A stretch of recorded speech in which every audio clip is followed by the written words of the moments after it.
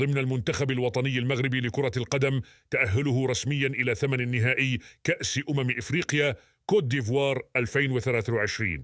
وجاء تأهل المغرب الذين يوجدون في المركز الأول بالمجموعة السادسة ب4 نقاط من مباراتين بعد النتائج المحققة خلال الجولة الثالثة والأخيرة من مباريات المجموعتين الأولى والثانية، والتي أفضت إلى حلول الكوت ديفوار بالمركز الثالث ب3 نقاط في المجموعة الأولى، ومنتخب غانا بنقطتين كثالث المجموعة الثانية.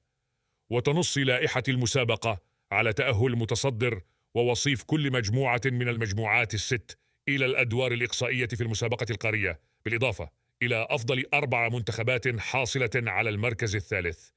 وبذلك ضمن منتخب المغربي التواجد في الدور المقبل حتى في حالة خسارته أمام منتخب زامبيا، وبغض النظر عن نتيجة مباراة تنزانيا والكونغو الديمقراطية في ختام مباريات المجموعة السادسة.